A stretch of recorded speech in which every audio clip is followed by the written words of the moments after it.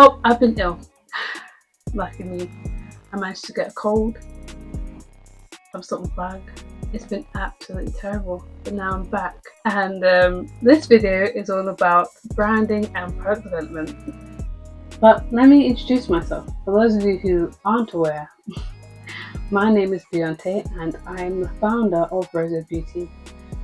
Like I said, I'll be going over some branding and product development. So it all started with the logo.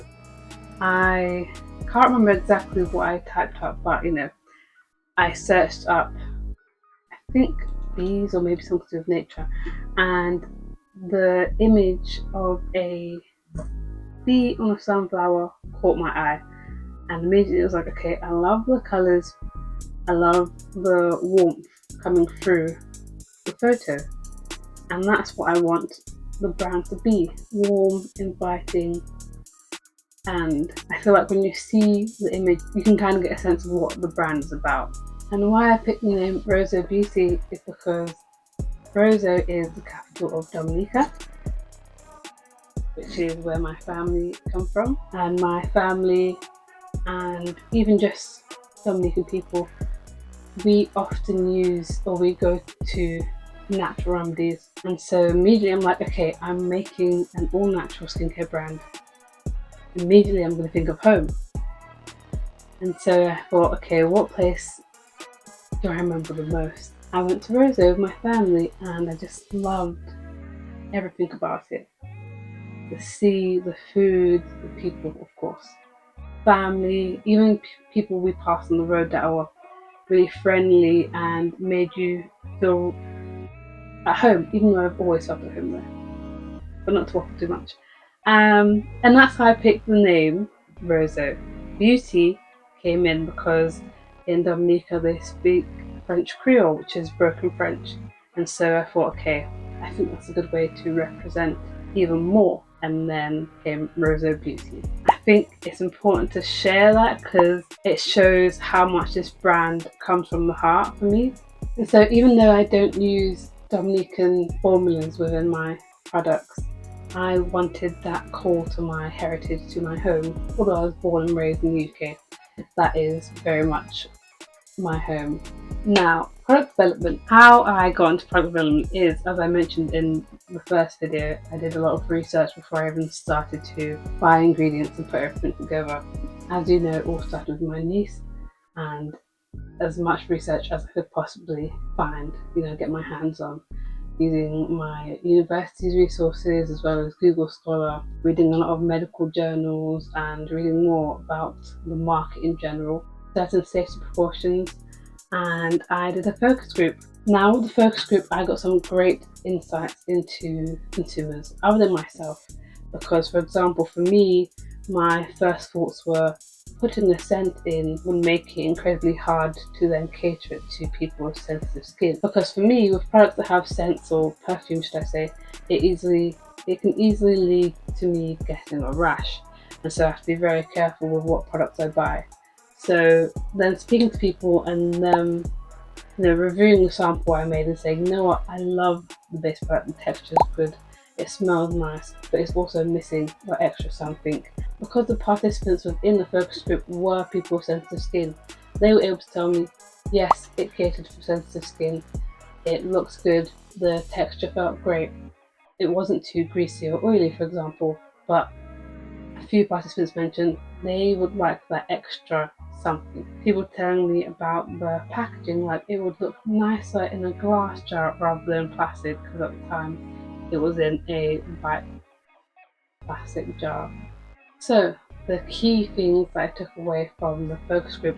So people said they liked the smell of the body butter sample, but an extra scent could help to boost and elevate the smell. The plastic jars made the brand's whole vibe and look plain and dull, and everybody loved the texture and overall feel of the body butter sample. So with all the research I've done, I've made 3 batches so far. The first, as I mentioned, was all unscented. The second batch was very small, like experimental batch, where I formulated a cinnamon scented body butter.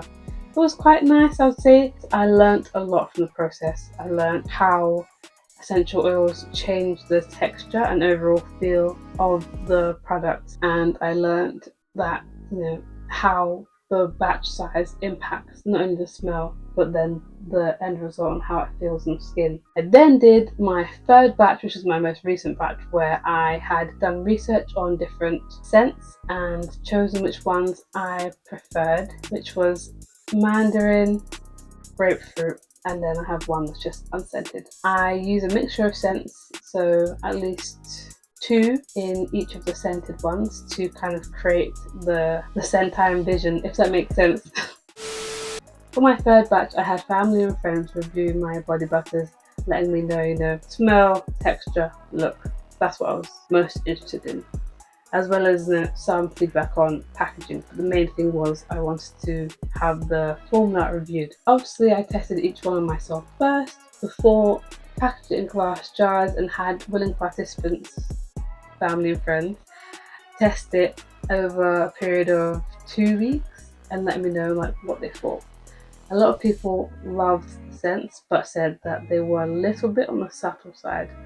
And so my next goal for when I attain funding is to see how I can make the scents more powerful without making it overwhelming and while still staying in the safety requirements for formulations. Now with the bath salts, I wanted an element of relaxation, and so I thought, okay, what better way to relax than having a bath where you can soak your aching muscles in. Maybe you've been doing some really intense workouts. Sometimes you just need to put on a nice playlist, have a glass of wine and lounge in a bath. So we have a cinnamon scented one, a rose geranium and a lavender. Lavender's a classic. Who doesn't love the smell of lavender? And with friends and family, I'm not even going to lie, the body butters have been much more popular. My previous product development sample batch, almost all of my body butters are gone, apart from 2 of the mandarins and that is it actually. Only 2 of the mandarins remain, but all of the grapefruit and all of the fragrance free have gone. Right now, while I'm waiting to see the results of my funding application, I'm just doing more research, gathering as much intel as possible. I'm always seeing how I can improve things, whether that's packaging or formulation. I would say right now I'm more focused on pre-launch logistics and how everything's going to work in the next couple of months. I am hoping to get funding soon, fingers crossed, everything crossed, and that would be a very big step for me for the business, and I'm excited. Most excited about actually having a proper physical space, because my office or study is not big enough. Right now, doing simple admin tasks and researching is okay, but I need a proper space to formulate, to store inventory, and to just have day-to-day business operations running through it. I will try and be consistent. I will try to get out at least 1 or 2 videos a week. So let's hope I don't get ill again.